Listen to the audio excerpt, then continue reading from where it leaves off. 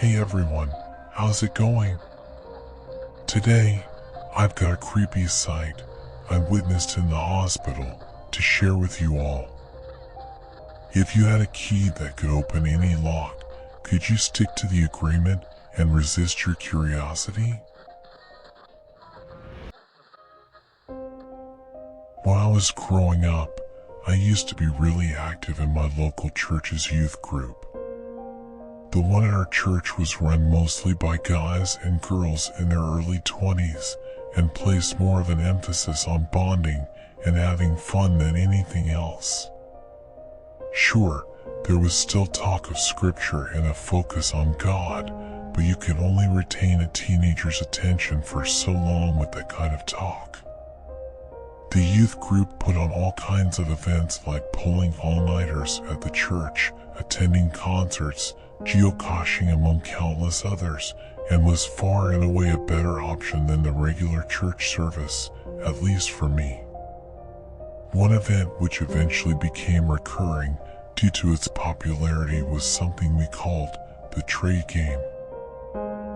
The youth group would divide up into teams of 5 or 6 kids and one counselor. Each team would then be given a single pencil and dispatched into the local neighborhoods. The object of the game was simple: try and acquire the coolest item possible using only the pencil as trade collateral. Each team would go door to door to attempt and trade the pencil for an item of equal or greater value with the homeowner. Rinse and repeat for the allotted 1-hour time frame.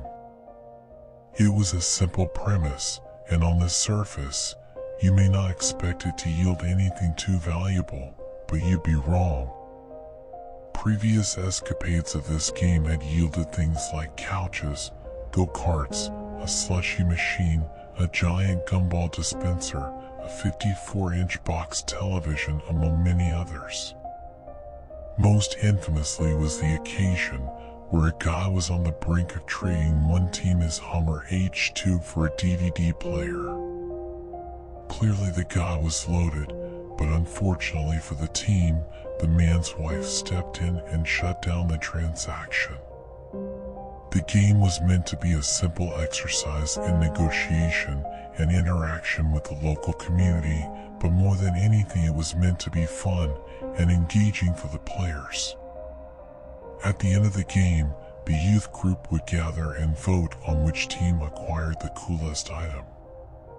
The winning team would be given candy, and the items collected would be used to decorate the youth group classroom so everyone could enjoy them.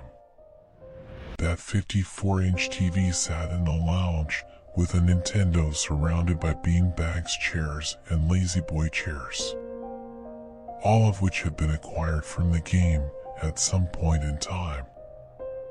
I had never been on the winning team, but I remember the night that changed.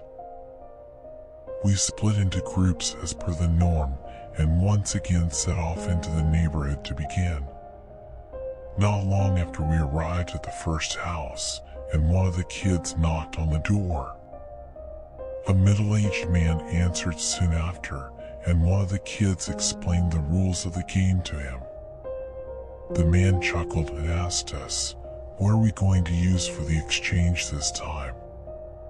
We showed him the pencil, and he appeared to ponder it a moment. He then smiled and excused himself back into his home before returning with something in hand. He held out a toaster in his hand and asked, "How about this?" We jumped at the opportunity and accepted his offer right away. We thanked him, took the toaster, and handed him the pencil. The team was buzzing as we knew we were off to a great start, but we hadn't seen anything yet. We repeated that same process probably a dozen times after that. We traded that toaster for a blender, the blender for a Leatherman multi-tool, the Leatherman for a lawnmower, and the lawnmower for our holy grail, a brand new original Xbox. This was the early 2000s, and our team of teenage boys thought an Xbox was pretty much the coolest item we could have possibly hoped for. Time was winding down by that point, and we were satisfied with our new treasure, but decided to hit one more house before returning to the church. I knocked on the old wooden door, and our team waited in silence. A few moments later, and a woman answered the door. She was an elderly lady, mid-70s if I had to guess, and greeted us with a warm smile. We greeted her, and I explained the rules of the game to her. I then showed her the Xbox and asked whether she wanted to participate and offer a trade. The woman pondered a moment and smiled warmly. She said she had something perfect for us, and she asked us to wait. Then, the woman shut the door and returned inside. We waited for a minute or two before the door opened once more.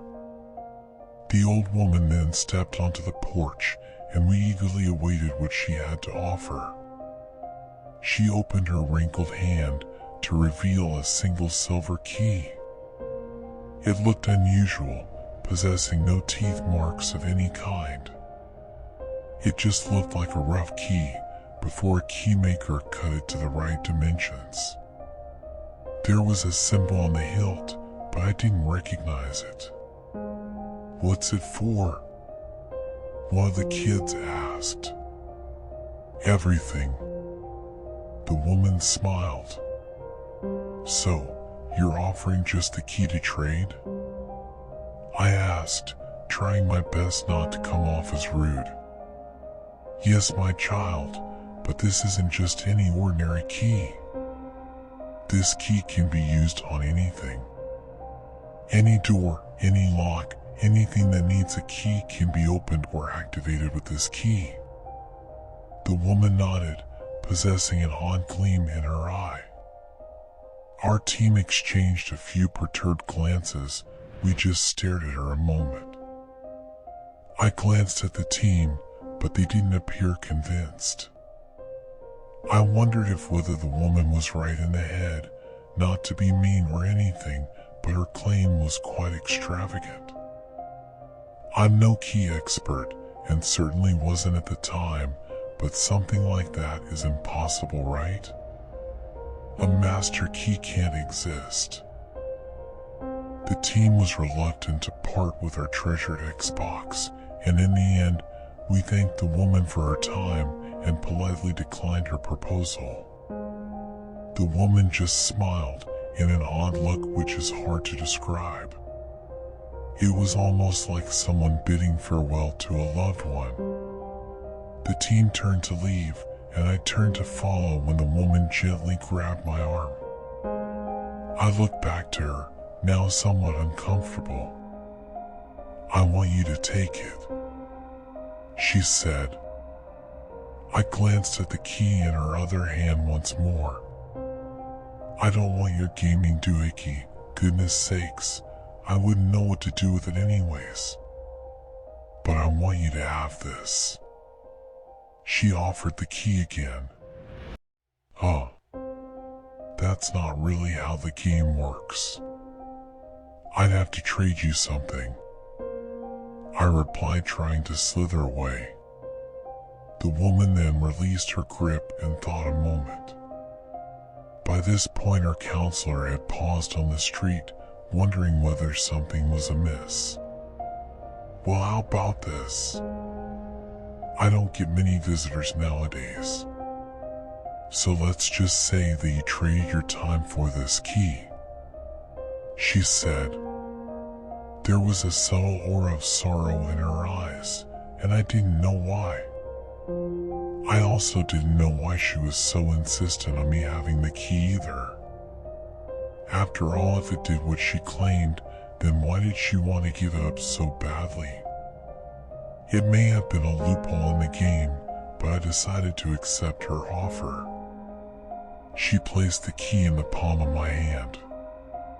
It felt unusually cold, like it had just been taken out of the freezer.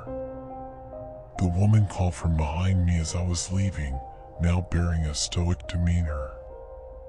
She said, "Don't ever use it on something you haven't opened before." The woman and I maintained eye contact for a moment, but in my mind, I was rolling my eyes. I thought for sure she was just some eccentric woman and didn't place much weight on what she said. I agreed to her warning, thanked her again, and rejoined the rest of my team down the block. I put the odd key in my pocket and pretty much forgot about it after that. The team was on cloud nine, and after all the teams had gathered in the main room, we all showed off the treasures we had acquired.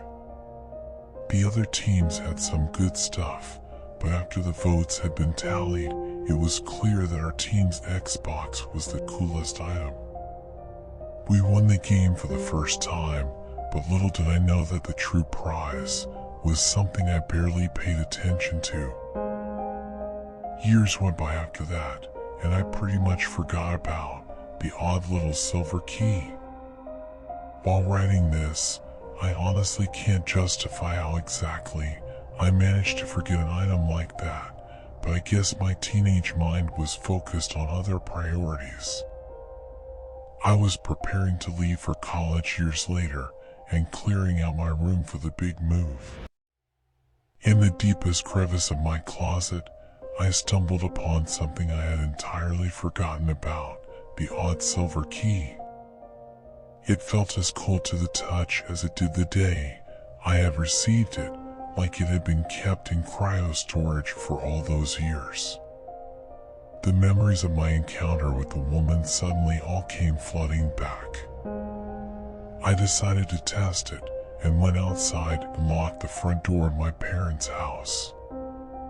I then pulled the silver key and placed it in the slot, feeling a bit ridiculous that I actually was trying something like that. To my utter disbelief, it clicked. I turned the knob and the door opened. I could hardly believe it, but the old woman's words appeared true. Still not entirely convinced, I tried the same thing on my dad's safe. I unlocked it using its original key, then relocked it again. After putting the silver key in the slot, I was met with the same result from before. The door opened. I knew I truly had something special then. From that point on, I carried the key with me wherever I went. I must have used it thousands of times for hundreds of different purposes. It worked on my dorm room, all of my classroom doors that I tried, and even turned on my crappy motorcycle. In time, it was clear that the odd silver key worked on every single thing I tried it on. I still don't know how to explain it, or whether there is even an explanation to it. More than once I thought about sharing it with someone to have it tested, but I was always worried it would end up being confiscated from me.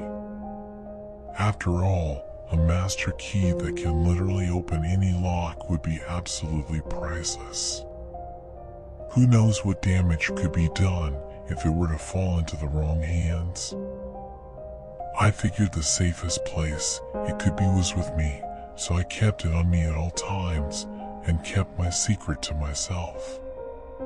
During my college years, I ended up getting a job as a night shift janitor at a local building complex. It was one of those multi-use buildings with many different businesses operating out of separate rooms.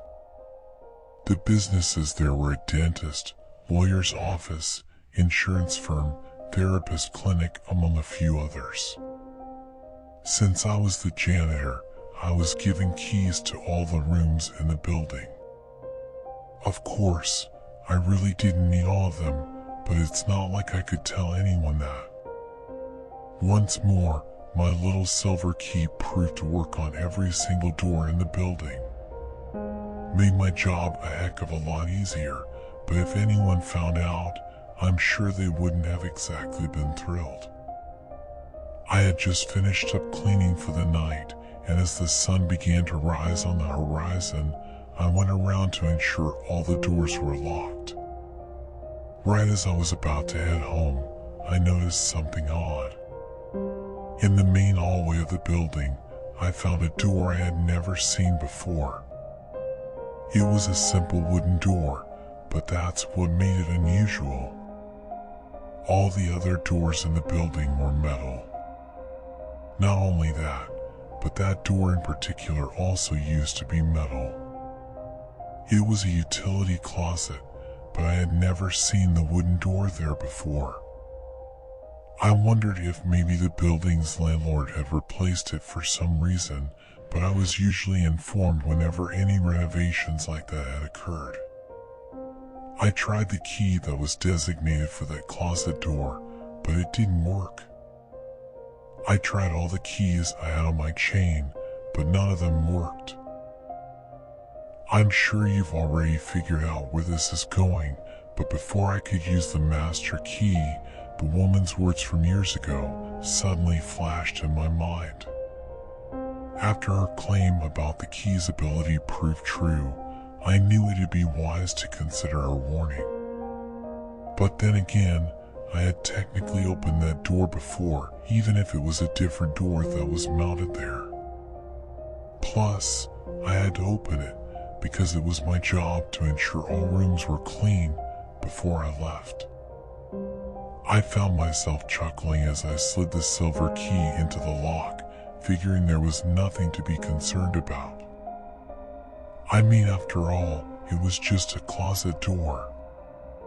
But as I turned the key, heard the tumbler click and twisted the knob, my heart skipped a beat.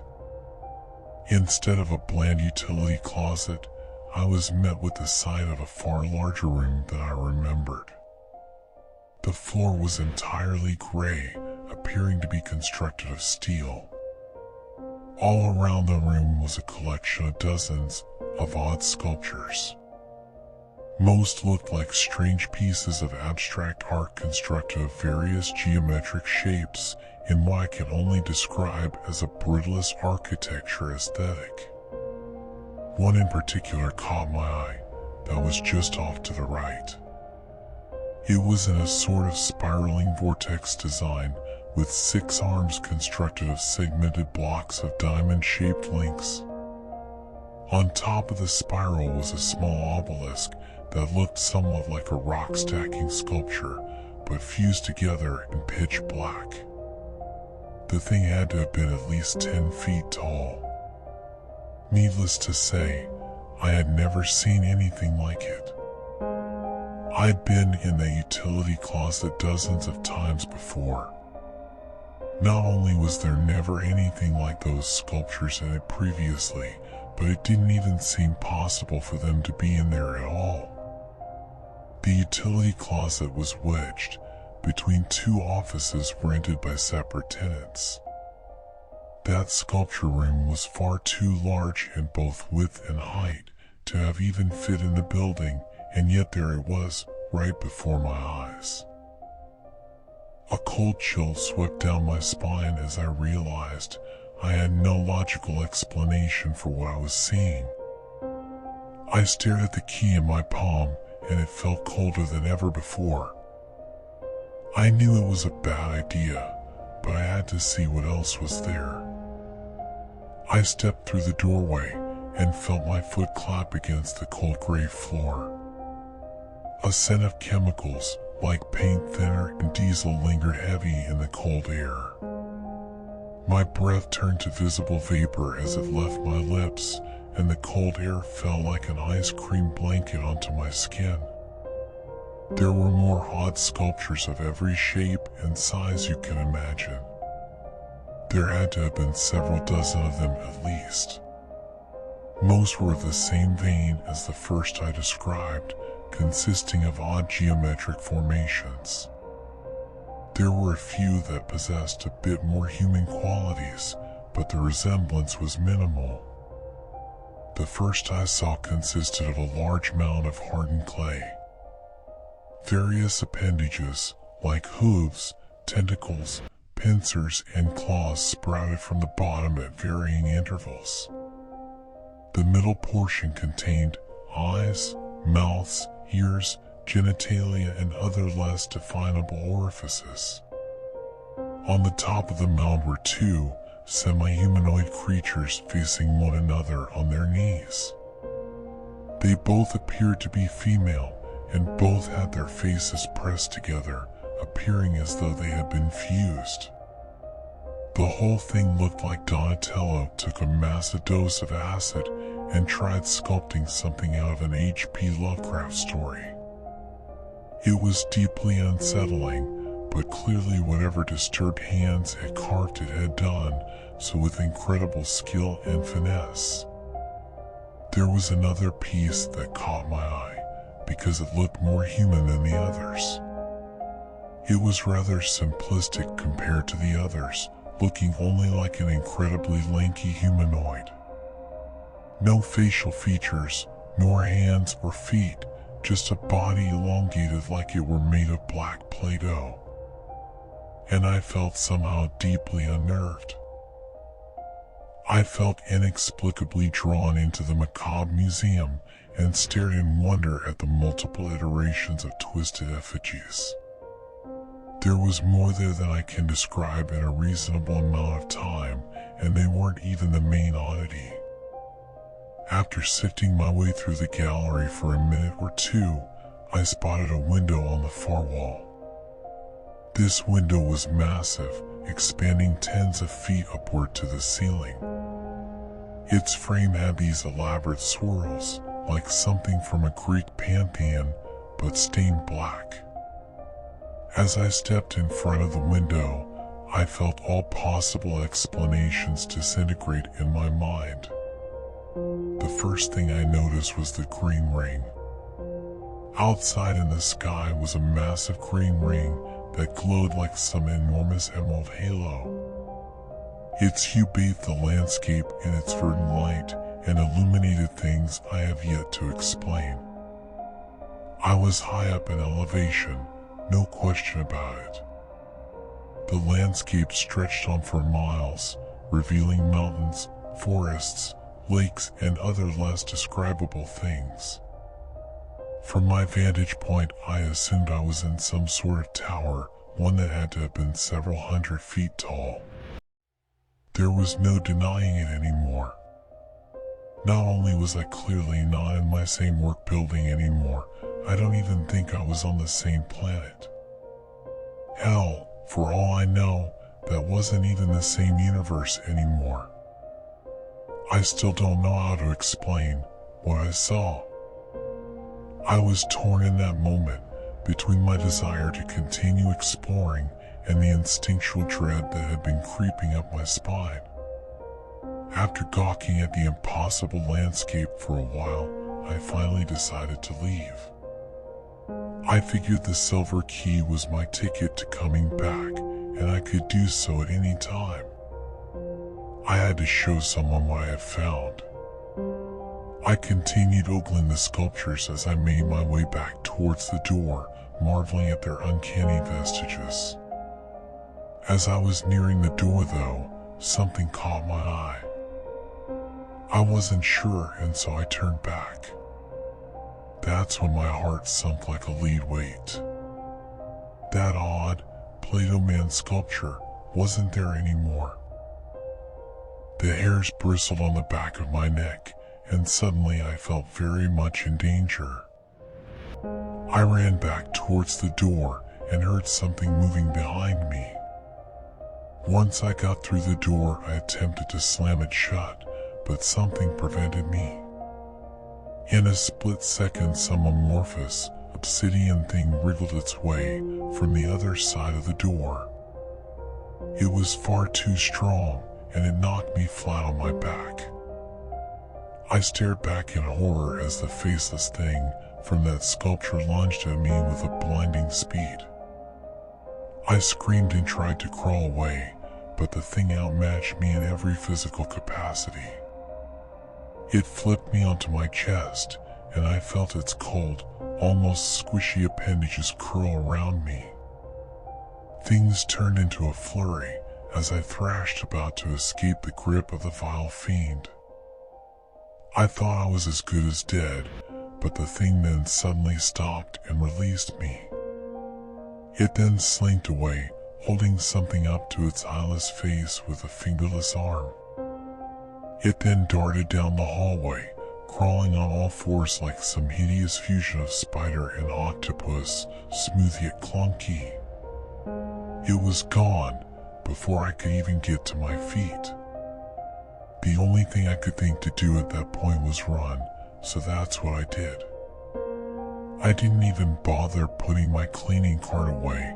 I just got the hell out of there as soon as possible. Once in the parking lot, I was certain that thing was waiting to ambush me, but as I reached my car, I saw no sign of it. I fired it up and got it out of there. My heart was pumping furiously and hands shaking like leaves in the wind. I thought I was going to have a heart attack and even considered driving to the hospital.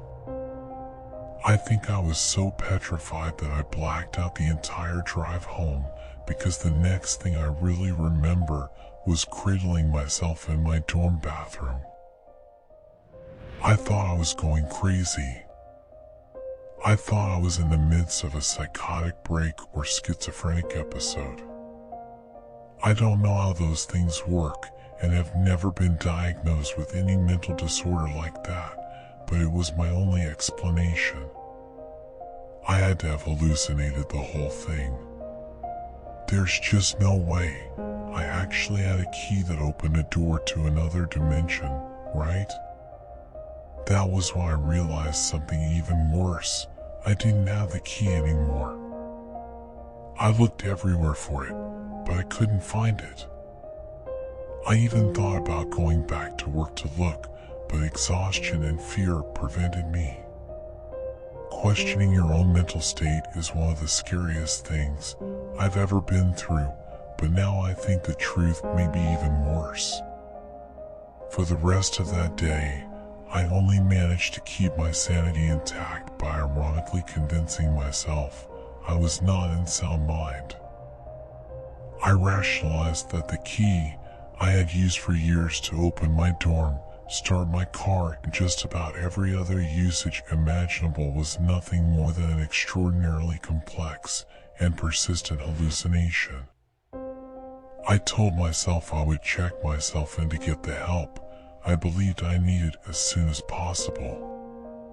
By the time my heart finally stopped racing several hours later, I was struck with a wave of exhaustion like a club to the face. I fell asleep right there in the bathroom and was woken up to the sounds of knocking several hours later. It was my roommate, Chris, and he looked quite worried. He said I've been in there all day.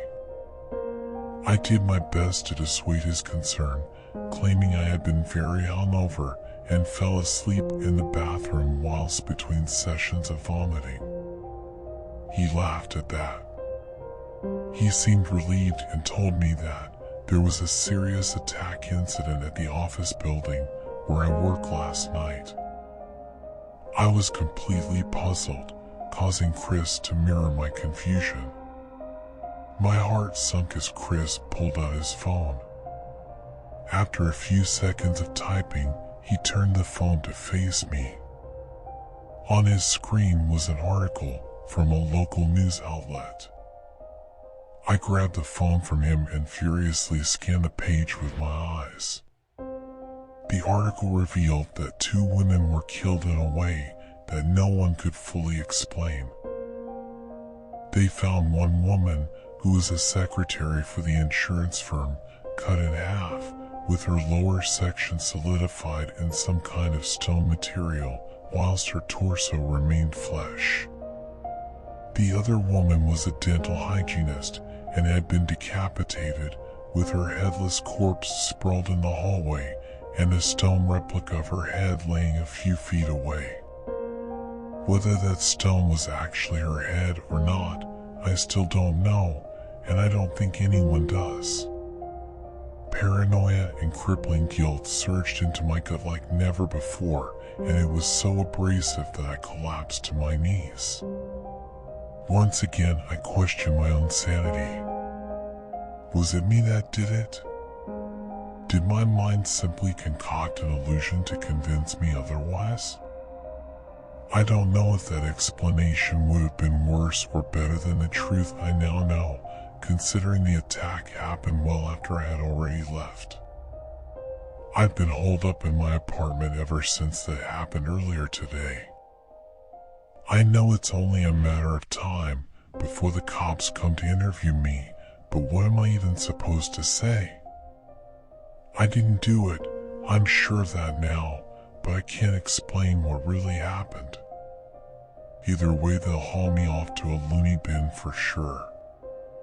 No one will believe the truth. The only person I could think to turn to for help was the same person where this all began, the old woman who had traded me the key.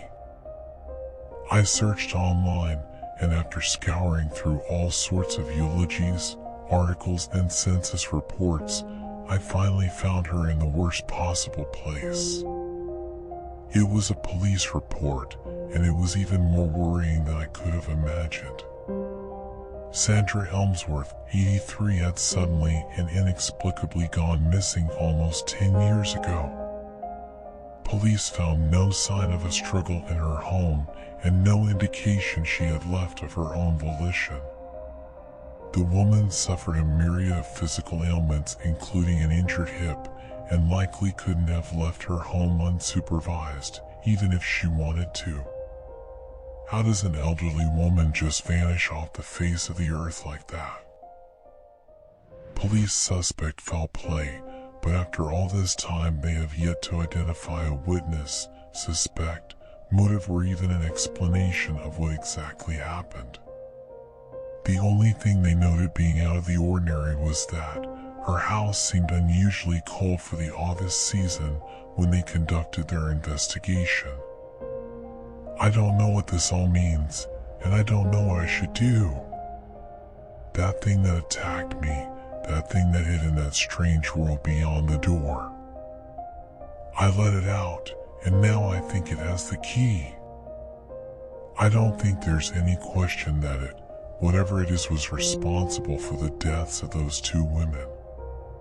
Why didn't it kill me?